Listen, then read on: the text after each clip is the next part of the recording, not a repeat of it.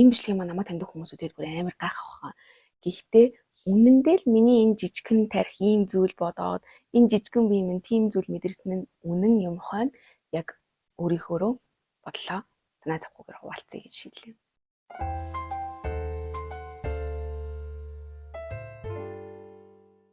За шууд яриандаа ороход GCI-ийн түүхийг бол ChatGPT-гээс асуучхаас хойш би энд яриад цагаа өрөөд явах уу? Шууд өөрийнхөө түүхийг ярьж хэл 3 жилийн өмнө GCI-д манай нэг ах маань намайг урьж залж оруулаад намайг ингэж ярахаар өөрөө амар дургу.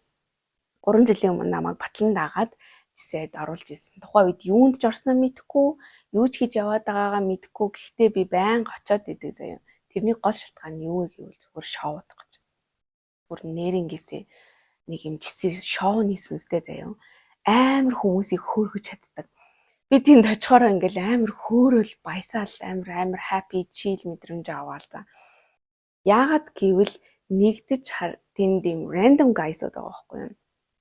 Байгууллагынхантайгаа ингээ гарахад хүн ингээ өөрөөрөө байж чаддгүй шүү дээ. Яагаад гэвэл маргааш нөгөөдөр нь ажил дээр дахиад тааралтахаас хойш тэгэж айгу бие цэгэнцгээдэг. Дээрээс нь хамаатан садамж биш. Хүсэх юм бол би орхиод яваад өчн намайг яг юу гэж бодож байгаа нэг сүртэй педли байхгүй. Тийм газар чинь амар гоё ирэх чөлөөтэй ингээ ямар ч маск зөхгүйгээр өөрөөрөө enjoy хийж чадаад байсаахгүй. Тэгээд тэр нь надад маш их таалагддаг. Гэхдээ би GCI-нд амар дургу байсан. Яагаад гэвэл тэг нэг худлаа баян айлын хүүхдүүд тэгээ нэг юм ста ингээл нэг саагүй худ пэдэлцэж байгаа юм шиг тэгэнгүүтээ ер нь ингээд шоудгож очиж байгаа штэ тэгэнгүүтээ иш хараад гэсэн ирнэл би очиод байдаг тэр гой нөгөө нэг амар хөөрөгдөлтийн өөрийнхөө тэр гой хөөрөгдөлтийн кайф мэдрэмжээ авах гад. Гэхдээ яг угаасаа тэр үед чинь нэгдэж манай гэр бүл салаад, хоёрдож би өөрөө бүр оршин хямралд орчихсон, гуравдаж бүр дэлхийд даяараач угаасаа готрол гусцсан явж исэн шүү дээ. Тэр үе маань таарсан. Тэгээд яваал идэг байваа. 100 чип тур гэдэг арга хэмжээ болдог байхгүй юу? Тэр надад хамгийн таалагддаг арга хэмжээ нь GCI. Яагаад гэвэл бүгд ингэж зангиагаа тайлаад, бүгдтэй нөгөө нэг амар сүртэй хувцснуудаа тайлаад хөдөө яваад хүндүрхэндээ орцоход. Тэгээд бид нар нэг 6 хоног явсан юм аа. Машин дотроо тавуулаа. Тэр дундаас нэг залууг онцолж ирээ заяа. Тэр залуу эхний өдрөөсөө 2 дахь өдөр ингээл амар намайг кэрлээд байгаа байсахгүй юу. Хаалгын маань ингээл онгоолгож өгөөл надад хувц авчирч өгөөл даарж гинөө гэж асуугаал амир кэр хийгээл тэгээ дээрээс нь намайг хакач амир гоё тийм содон ертөнцтэй модер гэж би тэгэхээр би нэг гай надад ингээ хандтай байгаа юм байна гэж бодоод тэгээд ажиглаж эхлэхгүй юу. Тэгээ 3 дахь өдөр нь ажиглаад 4 дахь өдөр нь ажиглаад байсан чинь дэш ерөөсөө not only me заяа бүх эмэгтэй хүмүүстэй маш гоё ээлдэг ханддаг. Бүр ямар ч эмэгтэй байсан бүгднтэй маш гоё ээлдэг ханддаг тийм амар джентльмен зал байсан байгаа байхгүй юу. Тэгсэн чинь анаа тэнд бүр амар wrong буруу мессеж авсан явж идэг байсан.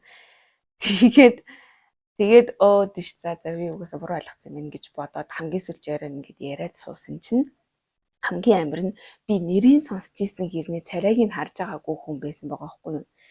Тэгэхээр тэр Монголдо маш их нэр хүндтэй маш олон хүмүүс таньдаг гайс байгаа байхгүй юу. Тэгээд тэр үед би юу гэж бодсон бэ гэхлээр нөгөө нэг мөнгөтэй тэгээ баян айлын багц гэж бодоод байсан хүн маань яг бүр хүн шиг хүн байж тээ. Яг тэр үед миний зүгээр ингээд тархины нэг төгжээ талигдж байгаа байхгүй юу. Миний шал буруу бодоод яваадсан буруу итгэл үнэмшлийнхаа алдааг олж харж байгаа байхгүй юу. Мөнгөтэй хүмүүс тэнэг гэдэг нэг юм бодол маань зүгээр л муу хүн мөнгөтэй болох юм бол муу хിവэрэл байна. Зөв хүн мөнгөтэй олвол зөв хിവэрэл байна байгаахгүй. Мөнгө ч нөөрэ зүгээр л хэрэгсэл. Ингээд нэг ярихаар амар easy юм шиг хэрнээ би тухайн үедээ үнэнгээсээ л нэг тийм тэнэг буруу бодолтой явсан нь үнэ. Тэгээд өөрийнхөө нэг юм алдааг алж харж байгаа юм. Тэгээд тэр цагаас эхлээд яг миний ингээд нэг ойногоор ингээд ертөнцийг ялангуяа ингээд жисийг ингээд нэг ойниж ингэж хардаг байсан бол арай жоохон ингээд нүд маань нэгдэж байгаа юм шиг надад мэдрэмж төрсөн байхгүй юу. Тэрнээс хойш ер нь би тэгээд сая 500 жил болгоно гишүүний татвар гэж төлчиж тэнд ингээл над шиг тэнэгтээд явж байгаа угаасаа хүн алга. Хүмүүс ингээ шоудахтаа хүртэл нэг юм бизнес ярьдаг те ийм санаа байна манд чинь те чи юу гэж бодож тийм юм чинь боломжтой энэ гэд ярьж хахад би тэнд ганцаараа ангаагаад ингэж явж байгаа байхгүй юу. Тэгээд за одооноос нэг жоохон те энийг сурах юм юу байна, авч болох юм юу байна гэдэг нэг өөр өнцгөөс жисигийн үйл ажиллагаанд оролцоод үзье гэж бодоод тэгээд тэрнээс хойш би оролцож болох тэмцээн болон хийж болох ажлууд дээр нь хий давай окей гэл яваад байсахгүй. Тэгээд тийм ч нэг хайтар хий хоосон яваагүй юм. Англи хэлний илтгэх урлагийн тэмцээнд нэгдүгээр тэргүүн байранд ороод Азад очиж өөрийнхөө илтгэлийг тавилаа. Дээрээс нь энэ жил гэхэд л би англи хэлний мэтгэлцээний тэмцээнд нь ороод 2 дугаар байранд орж байгаа байхгүй юу. Хүмүүс бол энэ тэмцээнд ингээд маш сайн бэлдээд оролцохыг хүсээд тэргүүнийг авахыг хүсээд ингээ явдаг байхад ямар ч тач би тэрийн энэ 2-3 жилийн хугацаанд авчихсандаа бүр үнэхээр их баярлж байгаа. Ер нь бол ингээд эргээд харахад жисигийн өгдөг юм 4 боломж гэдэг байхгүй юу. Тэр боломжийг би 5 оноогоор өөрийнхөө өнцгөөс оноолох юм бол нэгтгэх нь олон улсын боломж гэж өгдөг. Тэрийг нь би эдэлсэн үү? Эдэлсэн 3 оноо. Би илтгэлээ тавьсан тий. Дээрээс нь бүхэлдэн 30 өөр орноос ирсэн хүмүүс цаг 30 минут би хичээл орж байгаа байхгүй англи хэл дээр. Маш гоё experiences миний амьдралын багш хүний хувьд маш гоё experience байсан. Хоёр дахь нь хувь хүний хөгжлийн боломжийг олгодог. Хувь хүний хөгжлийн боломж дээр би 4 оноо өгнө. Өчнө гэх юм бол би ярьж сурсан, ажил сурсан, гэх мэтчлэн юмнууд зөндөө олон юм суралцсан. Би бүр хувь хүний хөгжлийг бол тултал авсан. Хамгийн сайн авч байгаа хүн баг би баха. Анх ороход ямар ака байсан, 3 жилийн дараа ямар майндсеттэй болж ийн асар зэрэгтэй. Гуравдах нь гэх юм бол бизнес networking боломжийг олгож өгдөг байхгүй. Инкийнх нь зорилго нь болохоор тий бизнесээ өргөжүүлэх, эсвэл одоо яаж энэ зах зээлд өрсөлдөхүйц байх уу гэсэн бодол ихэвчлэн байдаг бол ариун баяр тэндээс ширхэгч бизнесийн юм олж долоогоогүй. Хүмүүс чинь тэндтэй ятхнаа ингээд за хаалга барилгын компанид хүн байлаа гэхэд чинь хаалганы компанид нэг хүнийг олж чатан дээр одоо чинь хээ манайханд чинь цонхны компанид хүн байгаа илүү гэл ингээд хамтралаа олоод явж байгаа байхгүй юм. Ариун баяр тэнд өөрийнхөө ингээд нөгөө өөрийн гэсэн ч бизнес байхгүй нэг багш хүн штэ. Тэгэнгүүт чинь надад ингээд хамтрал ч юм уу өгөж авалцах тийм юм юуж байхгүй. Тэгээд зүгээр би сая 500 өгөөл ингээд оролцоол байдаг, авдаг. Яг бизнесийн хувьд ч хөрөнгөний хувьд ярьж байгаа штэ. Хөрөнгөний хувьд эргүүлээд түншлэл олж байгаа ч юм уу тийм юу ч байхгүй. Тийм учраас би бүр 0 гэж хэлнэ. За тэгээд дөрөвдөг нь гэх юм бол нийгэмд өөрчлөлт оруулах боломжийг олгож идэг. Тэр бол би 3 оноо өгнө. Бараг жилийн өмнөөс ерөнхийдөө би жисигээс гарна. Ер нь яг хинд юу батлах гад би ингээд амар чичрээд байгаа үлээ. Юу илээ энэ гэдэг бодол эргэлзээнүүд орж эхлээд тэгээ хоёрын оронд ингэж эргэлзэж байхаар гаръя да гэсэн бодлоод хийцэн явж байхдаа жисигээс би зөндөө олон юм авлаа, зөндөө олон юм суралцлаа. Энийхээ хариуд болгоод би нийгэмдээ заавал нэг юм хийж өгөх хэрэгтэй байна гэж бодоод энэ жил төсөл хариуцж авсан байгаа. Тэгээд энэ жилийн маань ерөнхийлөгчийн санаачилсан боловсролын чиглэлийн төслийг би дуртаяа дэмжиж аваад тэгээд 6 сарын турш төслөө амжилттай хэрэгжүүлээд дуусгасан. Тэр төслийнхаа талаар энд орж байгаа ингээд энэ хаяг руу ороод үзэх юм бол ямар учиртай, ямар төсөл байсан гэдгийг маань таад харах байх. За ингээд тодорхой хэмжээнд надад юмаа өгөөд байгаа ийм газраас ваягаад гарахаар болвоо гэдэг яг үндсэн шалтгаан руу орох юм бол 3 зүйл байгаа даа юм. Хүний амьдралд нөөц бололцоо хязгаартай байдаг. Тэр дундаа цаг, эрч хүч, хүний анхаарал төвлөрөх чадамж. Энэ 3 зүйл хязгаартай байдаг. Юунд зарцуулахаа маш сайн анзаарах хэрэгтэй. Тэнгүүд би цагаа ингээд чөлөөт цагаа GCI зарцуулаад байна тий. Гэхдээ тэр цаг маань үн цэнтэй, үнэхээр тийм үн цэнтэй 20 минут болгоно өгөөжтэй байж чадчихэв үү гэвэл үгүй. Яагаад гэх юм бол яг ингээд жисэд би очих болгондоо яг өөрийнхөө жинхэнэ АК-гаас ингээд улам холдоод байгаа юм шиг санагдаад идэгин. Яг миний мөн чанар утга учир зарчим болгонтой маань жиси ингээд сөргөөцчлөөд байдаг байхгүй юу. JCI ч нь өөрөө юм босоо системтэй. Би босоо системийг үзье яддаг. Хүн болгон ийм хөндлөн буюу хүн бүр эрх тэгшээ гэж би боддог.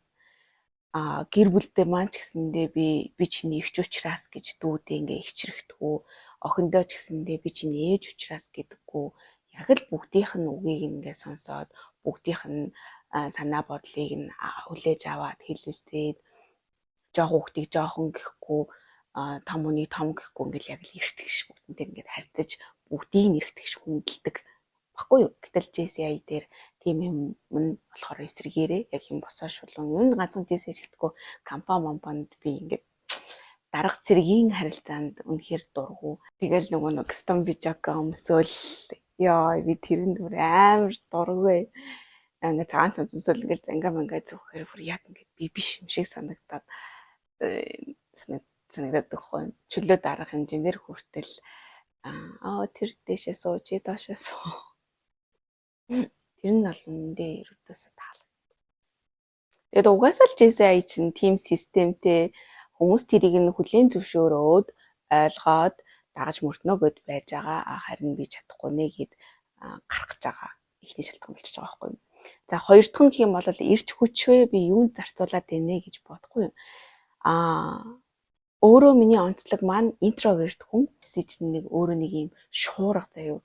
Яг тэр ингээд шуурганд би ингээд орохдоо амар ядраад байдаг. Нэг арга хэмжээнд явлаа ингээд амар олон хүний дунд өдөржингөө байлаа. 7 хоногийн турш би ингээд өөрийгөө тайвшруулж буцааж ирч хүчээ нөхөж авахын тулд хинтээч ярихгүй байх шаардлага гардаг. Гэхдээ тэр нь яг интроверт эсвэл нэг хагасааны бодрлаасаа болдгоо мэдгүй заяа. Хагасааны бодрол маань 7 хоногч сарч үргэлжлэгч байж магадгүй. Тэгээд ямартай ч би чимээгүй ах дуртай. Гэтэл тэнд очихоор ярих, олны дунд байх, ингээд манлайлагч байх шаардлагатай болоод байдаг. Магадгүй би эмэгтэй хүн болохоор ч тийм байж болно. Чин ингээд амбицтай хүмүүс байна. Өрсөлдөж өөрийгөө хөгжүүлэх гэж байгаа гол зорилготой хүмүүс байна. Гэтэл эрэгтэйчүүдтэй ингээд арсалтаал үзэлцээл байх тусам миний ингээд эмэгтэй энерги бүр алга болоод байгаа байхгүй юу. Уг үндсэндээ би чинь айгүй юм зөөлхөн маш мэдрэг ийм нам гүм тайван орчинд дуртай. Би эмэгтэй хүн эмэгтэйлгээрээ зөөлхөн дөлгөөн нөөрөө мэдрэмжтэйгээрээ баймаар байгаа байхгүй. Хэрвээ магадгүй ингээд яг миний үнэт зүйлтэй жишээ нийцэхгүй штэ. Магадгүй энэ ирч хүчээ би дан ингээд багш нарт байдаг community ч юм уу тийм. Эсвэл ингээд философч ч юм уу нэг тиймэрхүү төрлийн хүмүүсээр хүрээлж чаад тэр хүмүүст би харин яг энэ ирч хүчээ зарцуулах юм бол надад ингээд амар үн цэнтэй байхгүй юу. Тэгэхээр миний үнэт зүйлээс хоёр дахь JCI үнэт зүйл ингээд зөрөлдөд байна. За гурав дахь нь гэх юм бол анхаарал төвлөрлийн чадамж бас хязгаартай байдаг штэ. Хүн болгонд дандаа байдаг бах. Хүмүүс ингээд өөрийнхөө ингээд анхаарлыг ингээд амар хурдан шилжүүлээд ингээд төвлөрөөд явж чаддаг бах. Би бол чадахгүй байна. Үнэндээ яг ингээд нэг зүйлд би гүнээ бясалгаад маш удаан ингээд бодож төвлөрж ийж надаас айгүй гоё шин шилдэг сонин содон ийм бүтээлч санаанууд гардаг байхгүй юу. Гэтэл яг ингээд нэг зүйл дээр ингээд төвлөрөх гэхээр JCI чинь амар олон арга хэмжээнүүд болно. Тэгэнгүүт миний нөгөө FOMO хөдлөөд ямар нэг юмнаас хоцрох гэдэг амжилтнаа тэрэнд ингээд заавал оролцох ёстой юм шиг ингээд тэгээ оролцохгүй ахлаарэ яа би ингээд лүсэр амар нэг юм алдчихлаа гэсэн айцтай ингэж байж байгаа. Надад ингээ амар төвхтэй байгаад байхгүй. Хоёр дэш дээр нэг нөгөө JCI-ийн чат гэдэг бол үнэхээр замбраагүй амар олон чатууд. Тэгэл дон гэл чатнуудаа бүгдийг мьют болгоод гэсэн ч гэсэндээ нөгөө нэг тэнд чинь одоо 17-8 unread ингээд чат байгаа тахлаар чинь дахиад надад уншихгүй байгаа ч гэсэндээ хичнээн тэрийг харахгүй ингээд төвлөрөх гэж хичээж байгаа гэсэндээ амар сэтгэл зүйн хувьд амар дарамттай байгаа байхгүй юу. Тэгээд яг одоогоор миний амьдралд төвлөрөх ёстой зүйл маань миний охин байна. Дээрээс нь би өөрөө байна. Гэтэл би чи нөгөө нэг бие засаад, гэрээ засаад, төрөө зас гэдэг байтал ариун баяр тэнд гэрээж засаагүй, биеэж засаагүй, сул чөлөөтэй цагаараа анхаарлаа би төр түмэн рүү ингэ шилжүүлж байгаа байхгүй. Тэгэхээр чин ядрахгүй яах вэ? Ийм учраас би төр түмэн минь төр хүлээж төвшин амгалан би эхлээд болоодох юм. Ямар ч тач яг одоо бол миний фокуслах зүйл бол GSI буюу нийгэм зэгэм бол биш байна. Яг одоогоор би өөрийгөө таних, өөрийгөө олж хэлрүүлэх, тэгээд дээрэс нь гэр орноо ингээд төхнүүлэх гэх мэтчлэн зүйлүүд надад яг одоогоор чухал байгаа учраас GSI-аас заагаад барахаар шийдэж байгаамаа. Надад яг ингээд жисгээс гарна гэд ихлээр ингээд баланслаад аваад яваач гэж хэлээд засахгүй юм. Гэтэ би үнэндээ юу ингээд балансладаг байхгүй. Хийвэл яг нэг хийсэн шиг хийчдэг, орхивол орхисон шиг орхичдаг.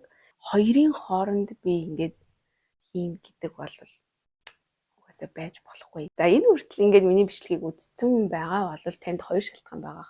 Нэгдүгээр нь жисийг сонирхож байгаа. Хоёр дахь нь үжээ жисэд явж байгаа хүн байж магадгүй. За жисийг сонирхож байгаа хүмүүст гэж хэлэхэд жисийн талаар хүмүүс ярьдаг, янз бүрээр ярьдаг. Бүгд үнэн бас худлаа. Үнэн худлаа юу гэдгийг та өөрөө дотор нь орж туулж үзэж, туршиж үзчихэж мэднэ. Хаа газар сайн ч хүн байдаг, муу ч хүн байдаг. Дээрээс нь авахч зүйл бий, хаягч зүйл бий. Энэ болгоныгоо шүүлтүртээ аваад явах юм бол GSI үнэхэр хэрэгтэй газараа ороод үзээрэй гэж зөвлөх бай. Хэрвээ үнэхэр GSI-ийн гишүүн болвол энэ ертөнцид галч байх хэрэгтэй, усч байх хэрэгтэй. Би харин тэр гал нь биш, ус нь байж таарлаа. Тэгэхээр GSI-д байгаа гал цогтой залуусаараа үргэлж бахарах нь та нарыгаа үргэлж дэмжинэ гэдгээ бас хэлмээр байна. Хамгийн сүүлд нь гэж хэлэхэд GSI-д би орсноороо миний шинж чанар, миний мөн чанар, миний бүр амин чанар юу юм бэ гэдгийг бүгдийг нь олж харж, таних, мэдэж, суралцаж чадлаа. Олон зүйл ухаарж ойлгосон гайхалтай 3 жил байлаа. Энэ хугацаанд намайг алдаатай оноотой минь хайрлаж исэн GSI-ийн бүх найзуудаа баярлалаа. За ингээ хамгийн сүүлд нь өөрийнхөө хэлэх дуртай үгийг хэлээд бичлэгээ дуусгая гэж бодлоо. Өрөөл бусдад хор болохгүйгээр өөрийнхөөрөө амьдрах зоригтой